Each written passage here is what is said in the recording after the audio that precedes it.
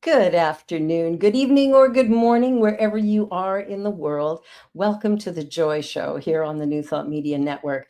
I'm Barbara Jean. I am the host of this show, and this show is all about you. I believe there is just one you. And so this show celebrates my guests come on, we share their stories and celebrate their accomplishments, their trials and tribulations, whatever's going on. We love to bring you this great information. So I want to begin with the land acknowledgement. In the spirit of reconciliation and peace, we are grateful for the opportunity to meet on these sacred lands. We thank the generations of people who have taken care of the land for thousands of years. We recognize our oneness. We realize our history, and we choose to create a new reality. We are one. Miigwech. Thank you. Well, my guest today is a remarkable individual. Michael is an animal communication behavior consultant and intuitive life coach. He helps people better understand and communicate with their animals and overcome behavioral challenges through intuitive animal communication. He also coaches people on how to improve their energy, find balance, clear blocks, and achieve their goals. His unique approach combines his extensive background and training with insightful intuition. Please welcome Michael Burke. Hi, Burke. Oh, I'm so glad you're here. It's so exciting what you do. And can you give me a little bit of background on how you got to this? yeah, gosh. It goes back to my childhood. As a kid, I was a very sensitive kid. I came from a big Irish Catholic family. I'm the youngest of six, three boys and three girls. And I mention that because, I think like that, the Catholicism, Mhm. there was a lot of belief in a higher power, in saints and angels, and I was named after Saint Michael the Archangel. And my parents were very, very strict conservative Catholic, but they were very much influencing us to pray and to be aware of things beyond our usual senses. And so there was a teaching of being aware of your intuition, but in this a little bit more of a dogmatic, religious perspective. But my brothers and sisters, who were all older than me, I was the youngest, and the oldest is 20 years older than me. So most of them are like a lot older, and they raised me in a lot of ways. And we'd be sitting around the dinner table talking about, like, my oldest sister was really into metaphysics, and she was into her vibes and astrology and tarot and Reiki. And my brother was really into UFOs and all of that stuff. And that trickled down amongst all of my siblings. And we would talk about our dreams and what we were picking up, and like, our connection to our grandparents on the other side. And there was a lot of this in our environment, and it was very supportive of that. And so I, like, at my earliest age, I was exposed to all of this awareness. And so, and then animals, we had a dog, we had a cat, I had a ferret, and there were neighborhood animals, and I just tuned into them. I didn't think that it was anything different. I not only animals, I was tuning into people too. And I was aware of this because my mom would tell me that she could see how I would be sensitive and reading the room, and I would kind of just sit there and be looking at my brothers and sisters and just observing them. And I kind of give my mom this look like, okay, they're all like, what is all of this riffraff? They're nuts. And she would tell me that, like, wow, you're really intuitive. And so there was this, like, kind of celebration and encouragement of that, Nice. all within those, like, conservative religious constrictions, if you will. Right. So we weren't like a hippie family at all, um, as much as I wish we were. My brothers and sisters were, but anyway, I just was, I would feel myself feeling animals a lot in the neighborhood, my own animals, and I didn't think anybody was any different. It just Yeah. was what it was. And as I got older, I when I got into high school, I started to pursue the all areas of metaphysics. I was pulling out books from my sister's bookshelves and my brother's, and I started to learn things like astrology and tarot and meditation and manifestation and those things while just having a love and passion for my own animals. And as I got into college, I was starting to do readings for people. Like I do tarot readings and look at people's charts and stuff like that. And it was all just fun on the side, but I started to draw more and more people to me. And I there was a time where I was sort of being so sensitive. Sometimes I'd be like, okay, why am I always drawing so many people to me to like, why are people giving me their social security number on the bus? Like, why are people, opening up and pouring their hearts out left and right? And I was a little like, I would never say to anybody, get away. But in my head, I would listen and hold space and Yeah. respond and help. And um, I just started drawing more and more people to me, and I started to do intuitive readings. Yeah. And from that, people would be like, well, thank you for helping me in my life. Can you help me with my dog? Can you read my dog or my cat? And I was like, okay, well, I mean, I'm an animal person. And so I started to just do readings for animals, and that just started to escalate. Like more and more people were coming to me, and so it started to really like take off. I worked in corporate America. I worked in advertising sales. So at the time I went to college and I followed that whole path, having to support myself. And but on the side, I was doing this kind of stuff because it really it just was happening. And I liked helping people and their animals and merging both. And then from that, a lot of times people were coming to me with issues with their pet's behavior, and I would tune into the animal and the person, and I would be like, okay, this is what your dog is thinking and feeling, and I can feel you.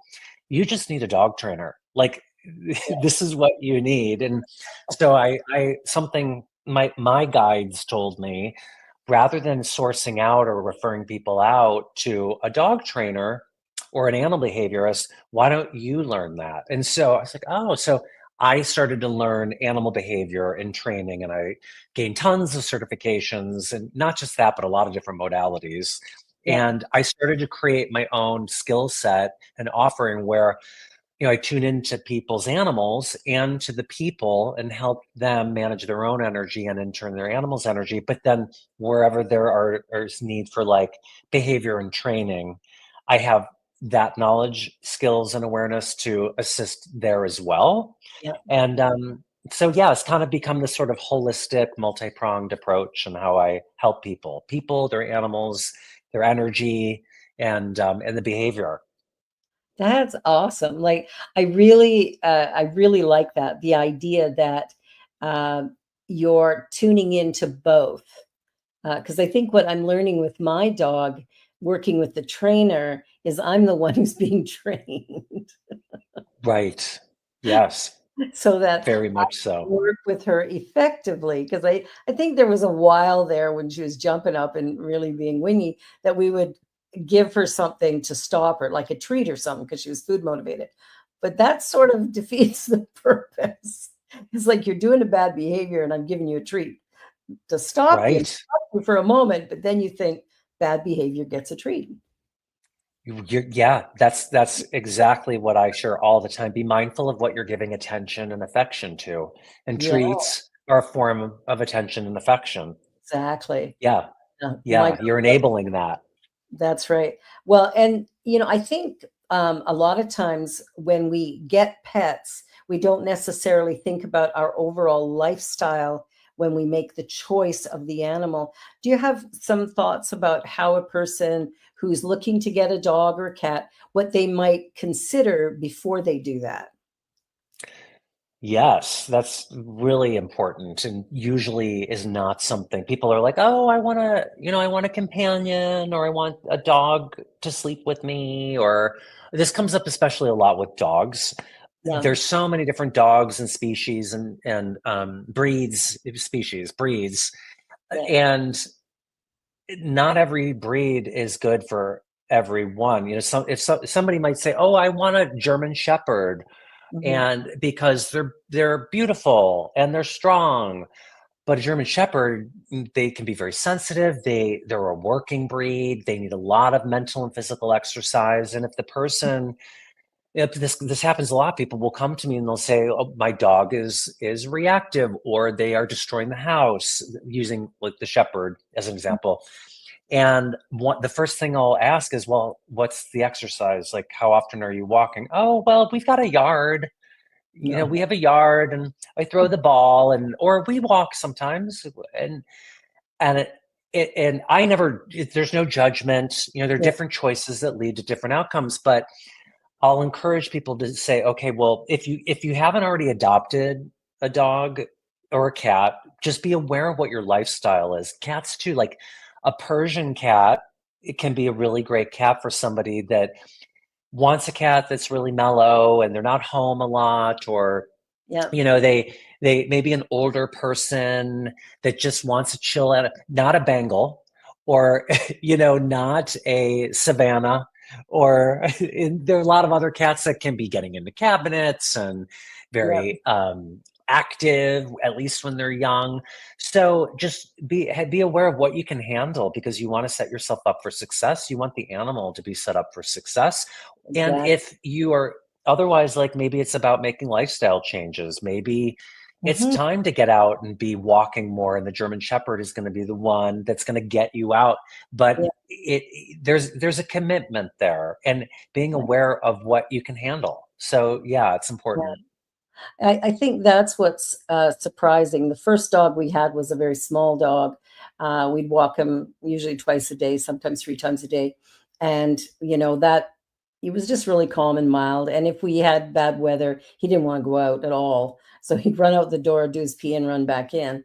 But the dog we have now, Husky Shepherd Cross, mainly Husky, requires 3 walks a day and a lot of mental stimulation. So we've been working with a trainer since we got her, because I knew I didn't have the ability to do this.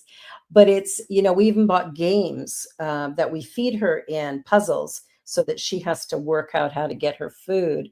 So is there other things we could do for mental stimulation beyond Those those? are, you're definitely on the right track. Those are things I would recommend, as well as agility. I often recommend, it could be like makeshift agility, where you just have a broom or a mop balanced on 2 chairs, and you have your dog on a leash, engage the nose, and get your dog to wait till your dog is in a calm surrender state. Mhm. This is another, not to go off on a tangent, but being mindful of really waiting for the dog to be in a full, not kind of like waiting for the cue, like, okay, I'm obeying, but they're not calm. There's Right. like excitement and really waiting them out until they're in a fully, like often it'll be like exhale. They may even lay down, Yeah. and then you get them to jump over the broom or the mop, reward, reinforce it 3 more times, get them to go under. You can buy agility kits, but like these makeshift, things you have around your house, you can put together a nice little obstacle course. Threshold work at the doorways, which is a similar thing, waiting for your dog to be in a fully calm surrender, not waiting to like get the cue to go out for the walk. Just like you could spend 20 minutes, 10, 20 minutes for your dog to finally be like, and lay down. That's Yeah. going to wear the dog out. And Yeah. then you go out, that you reward the dog by going out. That's going to wear the dog out more than running laps around the block over and over, because of the mental. So, in place work, which I bet your trainer has been sharing that with you. It sounds like your trainer, with the cup puzzles and stuff. Place work is having a cot or a bed or some sort of designated spot where the dog their job is to stay on their place. Yes. And you will, similar to teaching stay, but you go into it though with an energy of, this is your job and this is a good thing, and I'm giving you the opportunity to fulfill your needs. Energy is everything, Yeah. rather than like, oh, okay, we're going to work now. All right, go to your place. No, yep, you got off your plate. The frustration, the Yeah, annoyance, the sometimes even anger, or all of that, the emotion dogs and all animals can pick up on. So I always tell people, really be mindful of your intention, focus on what you want rather than what you don't want, and really radiate that energy, because energy is everything, and it the is. dog will feel that.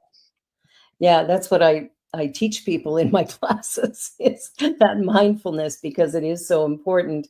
And I notice even with our dog, if, she starts kind of nipping at us a little bit, it's because she wants something. And I keep explaining that to my husband, but he just gets frustrated and he'll turn away from her to say, okay, you're not going to get any love when you do that. And that's fine. But she's actually asking for something. And Yes. she's a puppy, and usually it's I want to go out to pee or Mhm. whatever. So I've picked up on that, and I'm reinforcing it with Pierre, but he's still a little bit unsure of what to do with this dog. But we're with the trainer a lot. We just every Good. time we finish a package, we start another one, and I think the next one we're going to do. I think there's one more advanced one, and then we'll go into like scent training. Uh, You because took the word. I was going to say scent training is great too. Yeah. yeah, because I thought that would be a really good thing for her. There's so many things to be aware of when we get a pet. I remember when we looked at getting our first dog, just going online and researching the breed to Hmm. get a sense of what is going to be my commitment. And so I think Yeah. there's a lot of things that we have to think about. Now, when it comes to getting a trainer, do you have any thoughts about the best way to research that or how to find somebody who's good or dog walkers, that sort of thing?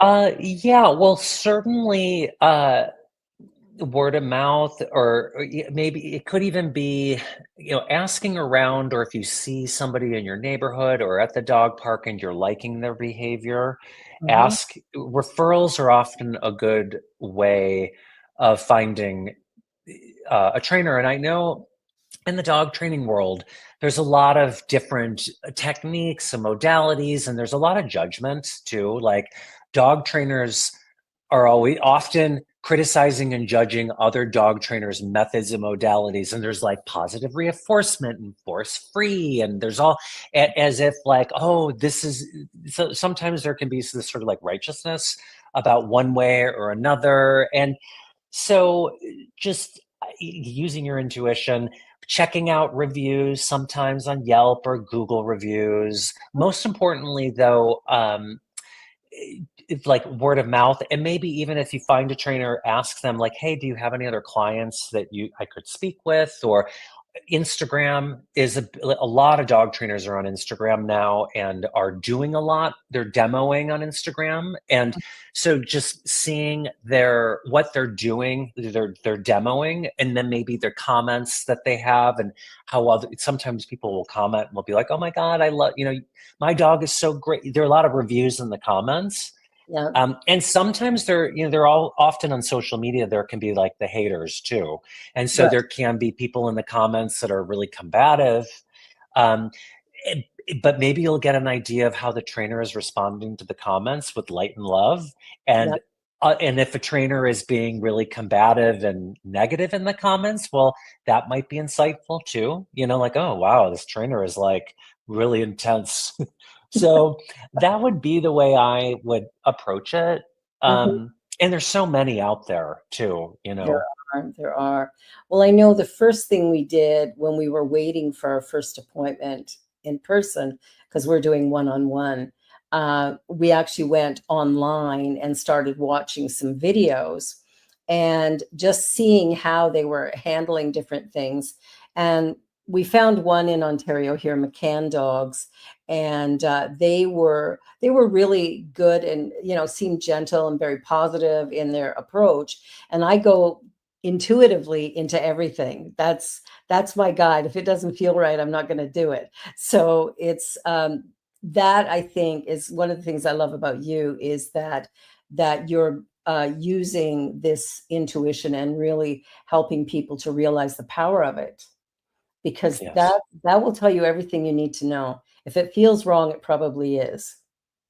Correct. Yes, That, correct. yeah, Yeah. And knowing where to tune into yourself too, and because sometimes for some people, it's like, oh, I don't want to do that. I don't like them, or I don't like that.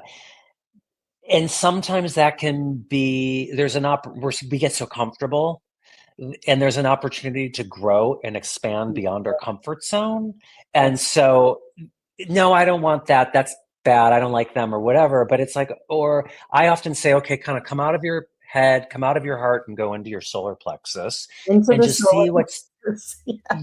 like what's happening there. And if you're feeling it like, oh, it feels good there, or you feel tight, or just listen to your body a little bit, tune in and allow yourself to tune in and breathe on it.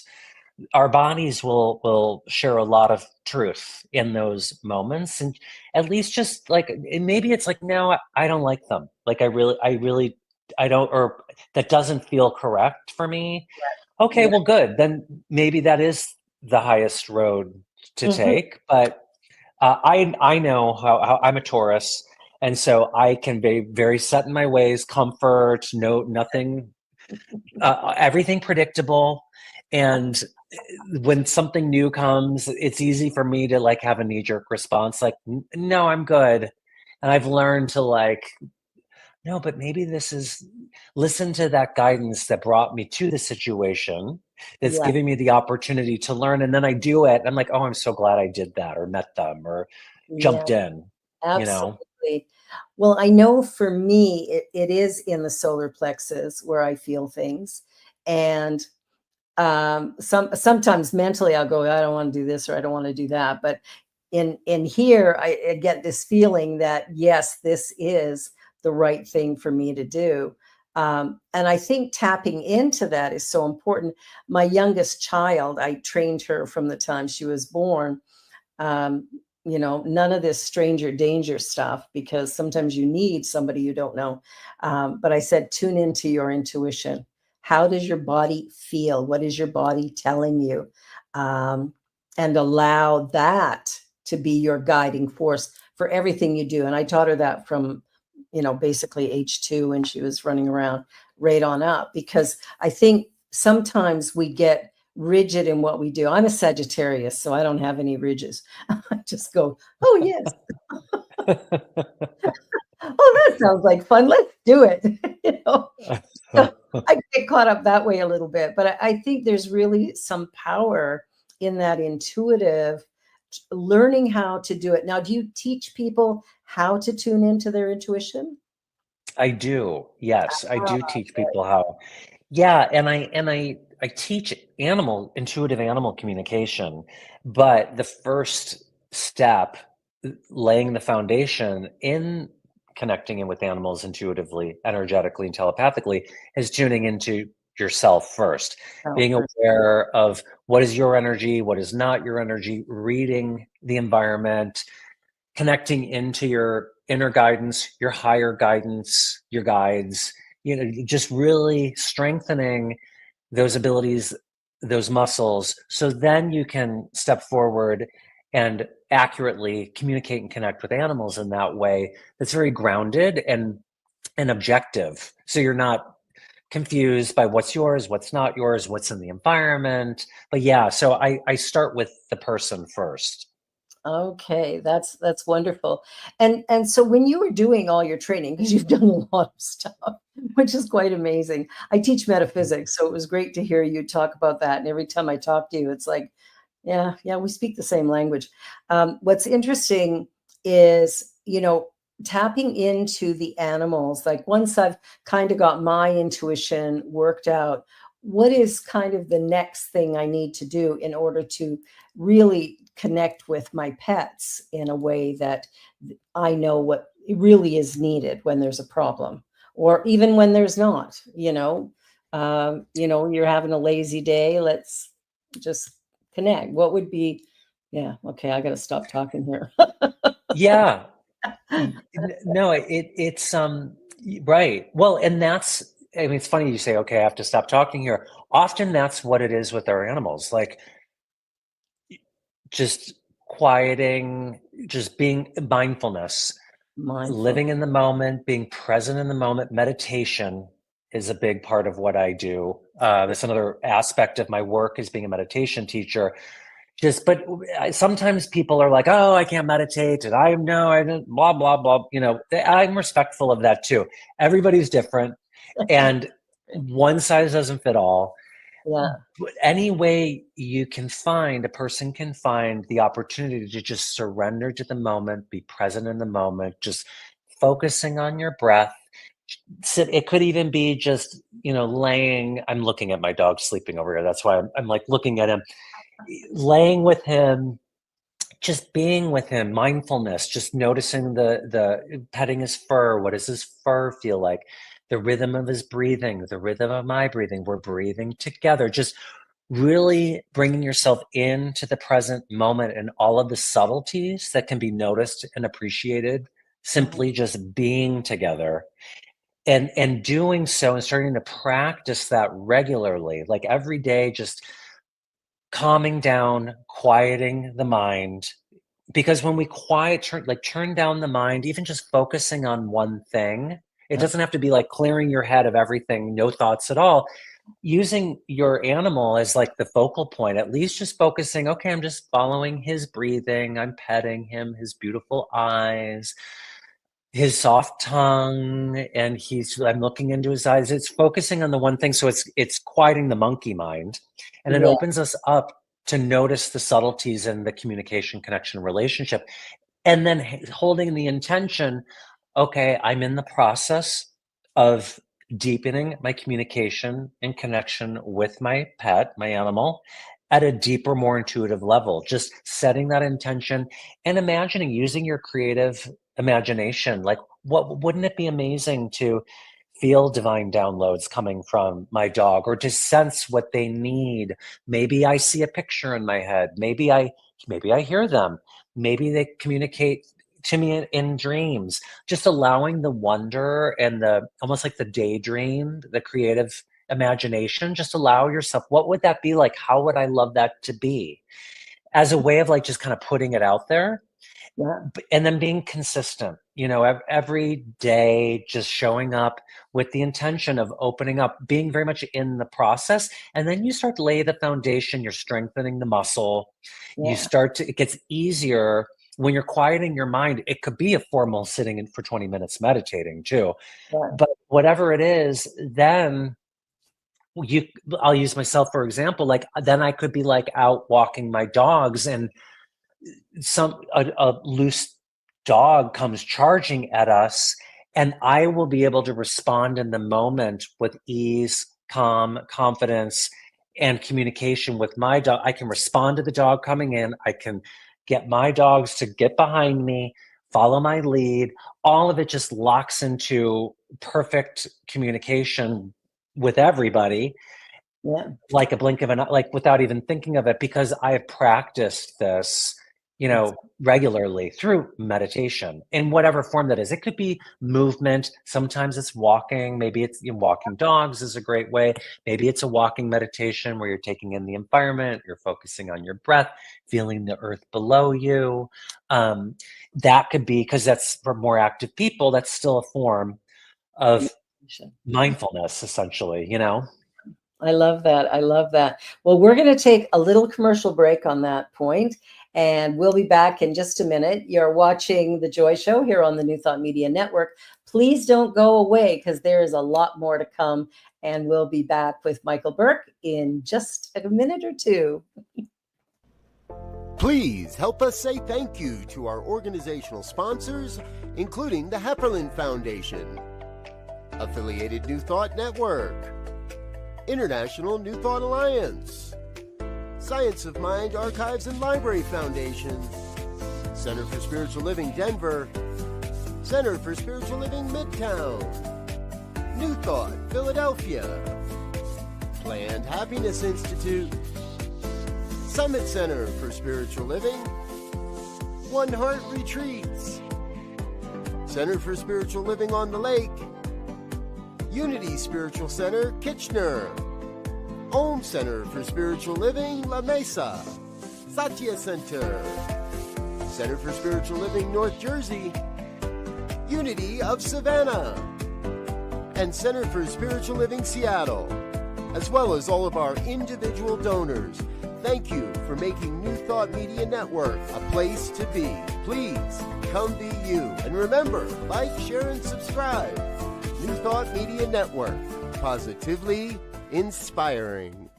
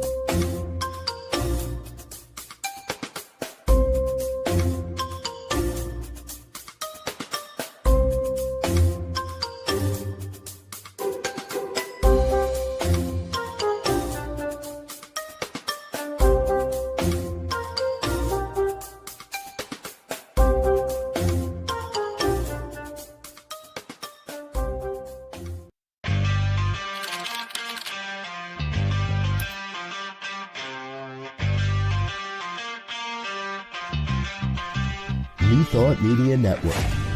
We are a global broadcast network of positive music, media, and entertainment, inspiring humanity's evolution along the journey of enlightenment and creating a world of love, peace, empowerment, and prosperity for all.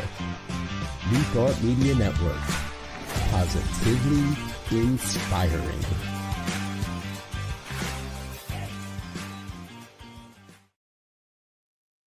Welcome back. So the Joy Show continues with Michael Burke, and I just want to talk a little bit about your book. I'm looking at the chapters that you've got here, and I've only read a little bit of it so far, but so there's power in the present moment, setting intentions and cultivating awareness, mind, heart, spirit, intuition, connection, becoming a stronger receiver. So that's sort of what you were just talking about, is working with ourselves to kind of get in tune with all of this. What kind of are you covering there? Like, can you expand on this a little bit, or? Yeah. So finding the, again, the book starts out with tuning into yourself and finding what works for you. What works for you. What is the meditation practice going to be that you're going to love and connect with and be willing to show up to each day and to just make second nature? And I give some suggestions of ways to do that.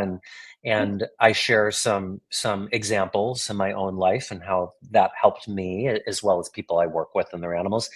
And then I share exercises like how to become a stronger receiver, like how to tune in and read the room or read the environment, creating a database within your mind. For me, it's like I have this like database in my mind's eye. So when I'm tuning in to the moment, the environment, people, animals, I'm receiving the energy. I'm setting an intention to tune in, and then it's almost like it goes through this database of mine, and I'll feel like a symbol will pop up, or like a something. It could be a feeling. It could be I hear something in my head. I use this in the book, and I mention this a lot because it's an easy example. Like tuning in, and maybe for me, maybe I'm seeing an apple. Maybe I'm connecting in with a dog, and they're showing me an apple, and so the apple could mean they love apples, or it could be back in the day. It used to be children would give apples to teachers to say thank you teacher, thank you for everything you taught me. So there could be an energy that I'm getting from the dog that's grateful for everything they've learned from their human.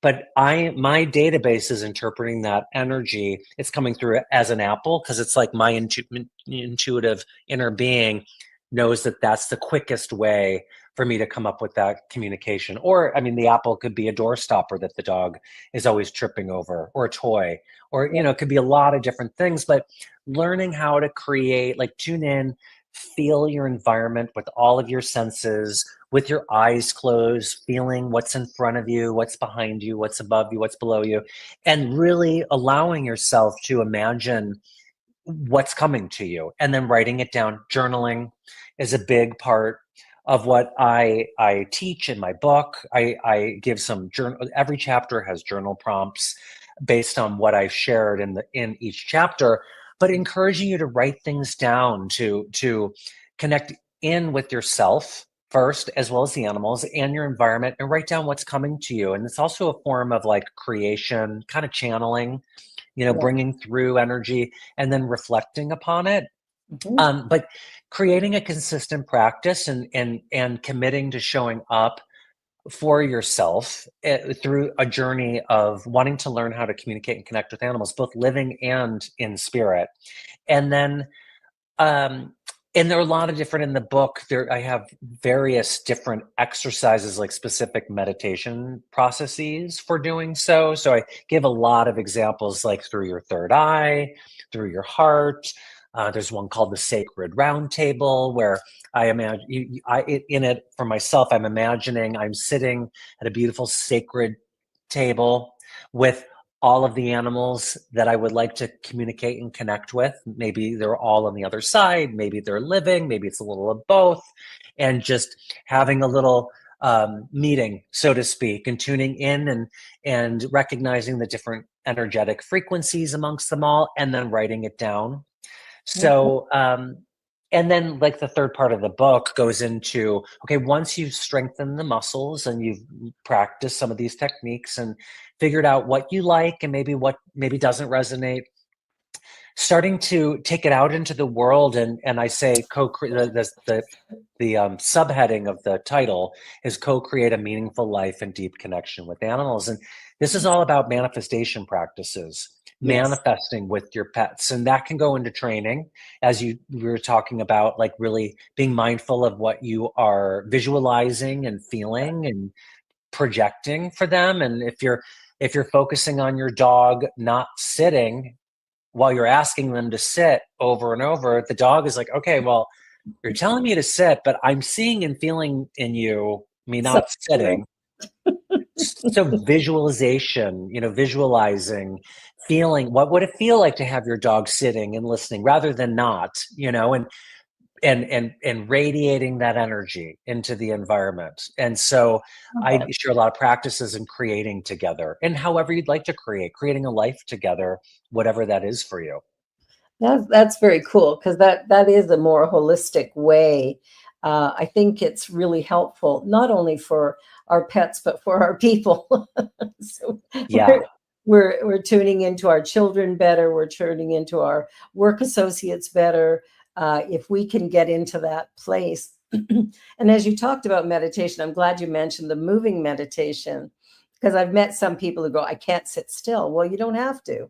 Meditation isn't one thing. It could be many. I'm teaching a meditation class tomorrow morning, and just to introduce the different ways, and it's finding your way, what way works best for you. And then sometimes it'll work well for a while, and then you need to change it up.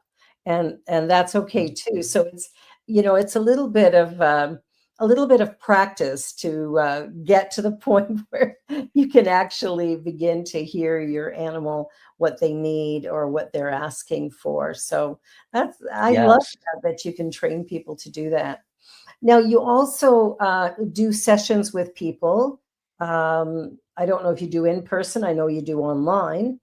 And tell me a little bit about the sessions that you offer for somebody who might have a challenge with their pet. Yeah, so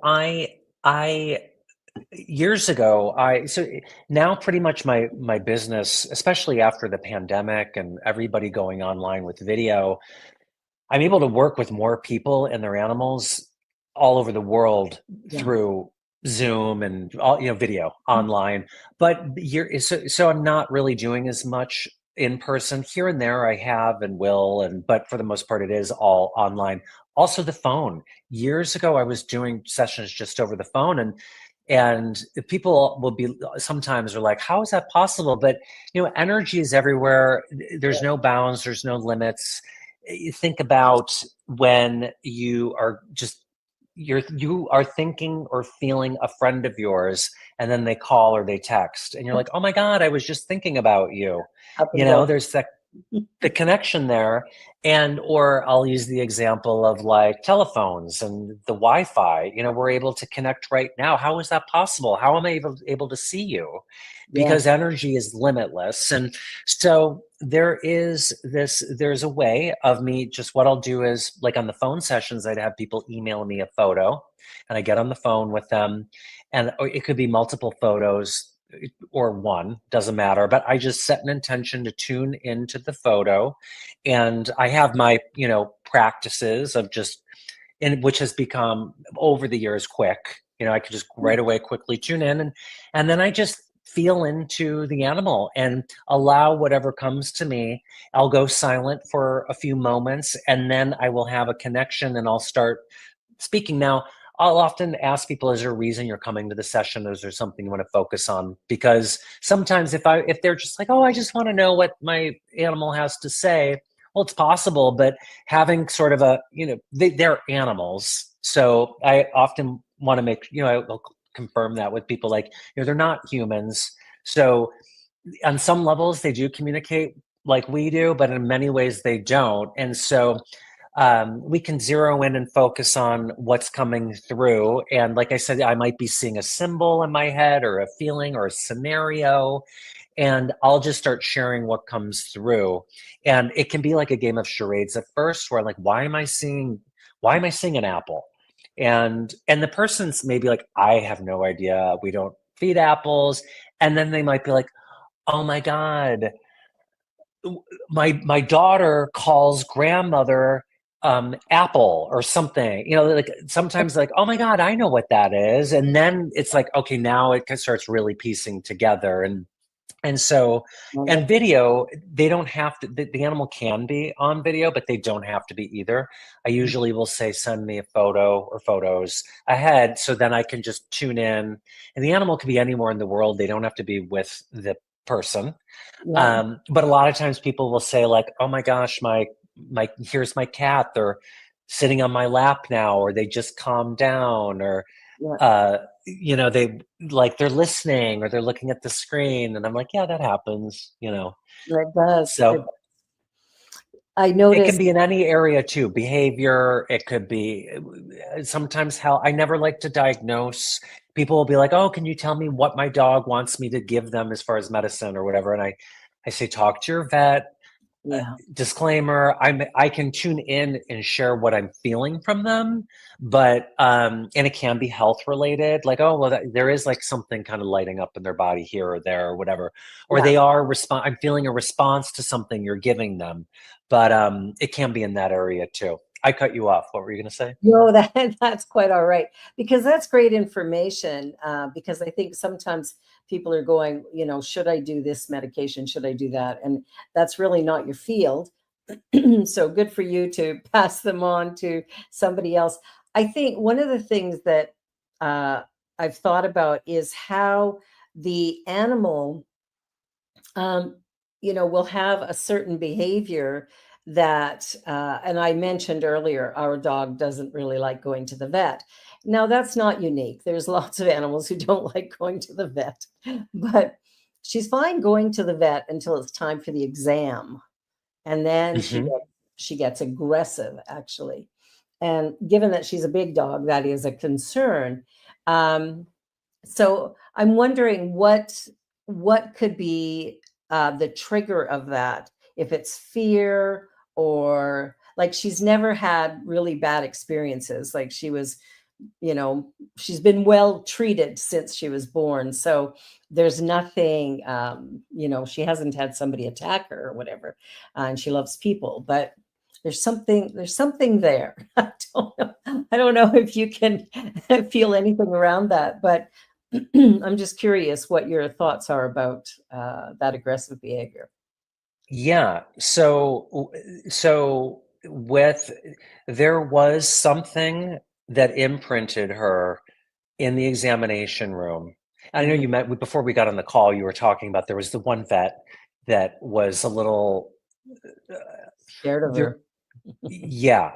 Yeah. And so your dog, it was picking up at a young age, picking up on that energy. It was coming in like, on insecurity. A lot of times for me in this situation like this, I will feel the dog with, this is my database articulating it, with the dog with question marks above their head and air bubbles. And here's the doctor coming in saying one thing like, oh, sweet doe, you're, good girl, whatever, coming forward as one thing, or as a doctor, I'm the doctor, confident doctor, I know all, but their energy, question marks and air bubbles above the doctor's head.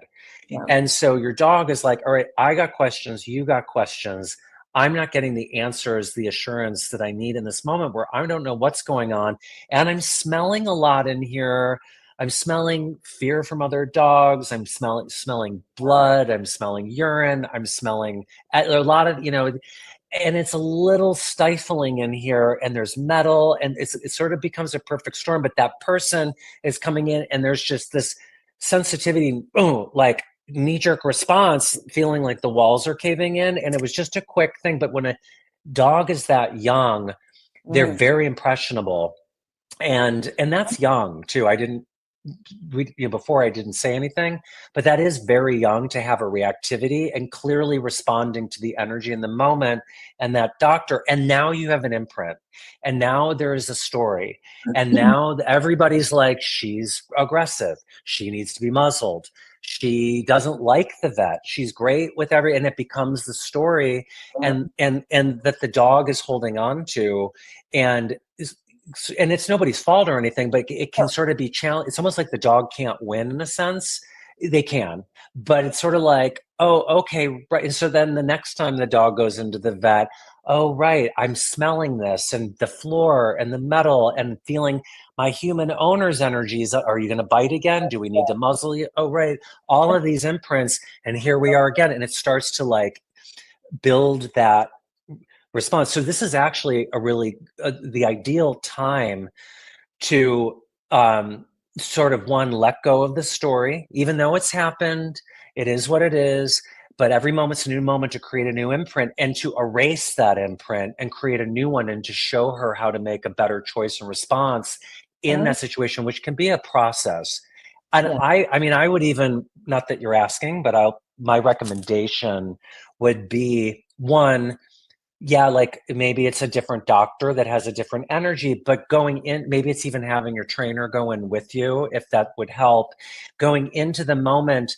And just sometimes dogs will go through fight mode, flight mode, avoid, Mm-hmm. and then surrender. And so sometimes when you're like rehabilitating a dog Mm-hmm. to get over something, sometimes you have to sort of like allow them to go through fight. They want to like fight. No, you're just calm confidence. Flight, they want to get out of there. You're just calm, holding space. Yeah. I want to go in the car, avoid. No, everybody's breathing. We're waiting you out. We're waiting you out to get to surrender. Okay, I surrender. Because usually it's like, oh, reaction, aggression, bite. Let's get out of here. And the doctor's on a schedule. We're backed up. We got a lot of people. We got to get out of here. And then it's like, we got to get out. And you want to remove the dog from that situation to not traumatize them. But if you can end everything on a calm note for everybody, bring everybody to calm surrender, not like waiting it out, still tense, but quiet, everybody calm surrender, then you're ending it on a calm note, and you start to erase that imprint. So the next time you bring her in, she's like, oh, okay, well, the last time I was here, I was calm, essentially. Now it can be a process of rehabbing that, Of but course. just committing to it. So that was a long answer. Oh, I So love it. Yeah, no, that's perfect because what I noticed in the room is the doctor, the new doctor, is somebody who had actually worked with our other dog. And so we specifically asked for her because she's really good. Um, and she was great, but Pierre was very anxious. And uh-huh. so, I think, obviously Aurora was feeling his fear and his expectation that there was going to be a repeat. And I know even before we went, I went, oh my gosh, is it going to happen again? But while we were in there, I had her leash the whole time and just sitting very calmly and smiling and, chatting with her. And the doctor was very gentle, and the technician that came in was very, very gentle with her, which helped. But they did muzzle her, which, was okay because she did kind of bite Pierre. But I think that idea of just, in fact, we may just go in and have an appointment and don't do anything. Just get to that place Yes. of calm surrender with everybody around and then leave.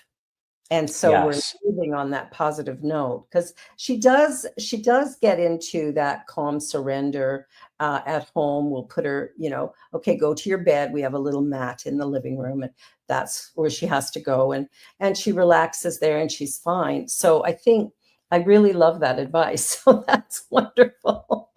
And she's so good. You told me offline that Yeah, she's so great with people. And so people, yeah, so that shows that if she's so great with people, she can be that. She has it within her, within that environment. And Pierre is a big part of it too. oh, It's sure, yeah. Because he wants the best for her and he's trying to do everything perfectly, and nobody does things perfectly. I mean, we do our best. That's the best we can. yeah. So, I'll do some work with him and we'll read the book together. I think that will help as well to get him to, just come back to get him to come back to calm surrender because he loves her a Yeah. lot and he wants her to be perfect and he wants everybody to like her, and she's a dog and she's going to bark sometimes and she's going to jump up sometimes, and it's like when my daughter puts her leash and halter on, she just does it for her. I mean, she resists a little bit, but Genevieve just sits with her and she comes and sits and she gives her a little treat, lets her sit, and she'll do shake a paw and then she'll put her collar and stuff on. And Pierre will have to wrestle her for the same process. So it's, yeah, we'll work on the husband first.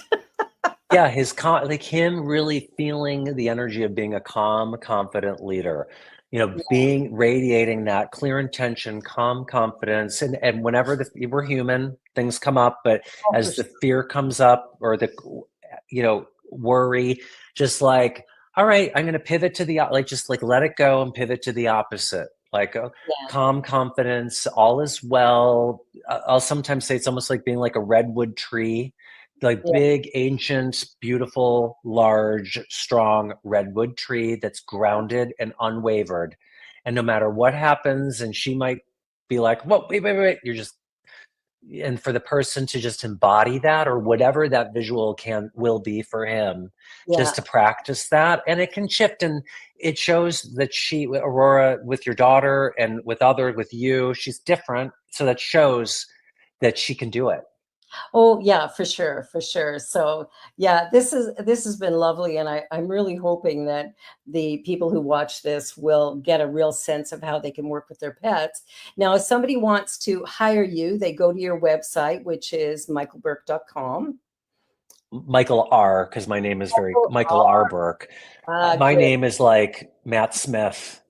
It's very common.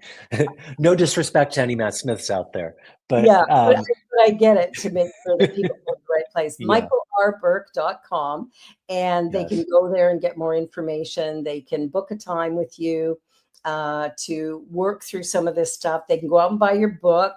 I have it right here. It's really, really great. I've only read the first two chapters, I think, but I'm going to read some more and get my husband to read it as well. So we're down to our last 5 minutes. Time goes by quickly on these shows. And what I'd like to leave people with is sort of one really good nugget that you could give? Like, what do you think the best thing people could get from this interview before we sign off? What was one thing they could do? I would say that each one of us, when it comes to our animals, has the power and ability to be the highest form of energy that is in service to ourselves and in turn to our animals, offering support, presence, guidance, leadership, love, and connection. When we are mindful and aware of our own energy and recognize our power in manifesting the best within ourselves through choice and intention and visualization and awareness, being mindful of our energy and taking the reins of our energy and creating what we would like to feel for ourselves. We're doing that for our animals. And in doing that, it strengthens our communication and connection with our animals. And animals respond so much to our energy. And so it doesn't have to be just like, how am I sending intuitive messages to my animal, and how do I can't do that. No, it's just radiating an energy of how you would like to feel with clear intention, how you would like them to feel, and recognizing this sacred partnership that we have as energetic beings with each other. And most importantly, really living in the moment, letting go of the stories, you know, the future, just really being present and showing up in the moment, because our animals look to us in the moment like, I'm here, what are we doing? This is the moment. And that's where the magic is with them. Absolutely. I love that. I love that. We have a cat that she's 1 year old, and she plays fetch. And she plays fetch with a little hair, those little fabric kind of hair tie things.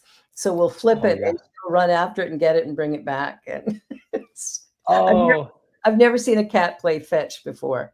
Our dog doesn't do it yet. Well, she does it a little bit, but not as much. But it's fun to watch the cat do it, because I've had cats my whole life. I've never seen a cat do this. And she's pretty good. Like, you'll throw it, she'll grab it in the air. Like, she's Oh, wow. just loves these little hair ties. They're the best thing in the world. But I just want to say, thank you so much for being here. This has been a fun conversation. And I'm really hoping that people start to really get that it's their energy that's beginning to impact the animal as well, and getting to calm surrender is that's one of the first things our trainer taught us, is we have to get her to calm surrender. And so when he comes to the door, she has to be in calm surrender and stay that way when he comes in. She loves him. So when he comes in, so she's not jumping all over him, and he won't go near her until she's in that calm surrender. So it's I love your trainer. Oh, he's so good. He's so good. We just love him. So I'm just really grateful for this. I'm so grateful you were on the show, and I know people are going to learn a lot from you. Thank you, Michael. You're a gift to all of us, and we'll be talking again soon, because I'd like to book you as well. Oh, well, thank you for having me. I'm honored to be here. Oh, great. And for everybody watching, please like, share, subscribe, and you can even donate to the New Thought Media Network. And be sure to check out michaelrburke.com. Have a wonderful week. Thank you, Michael. Bye, everybody. See you next. Bye. Thank you.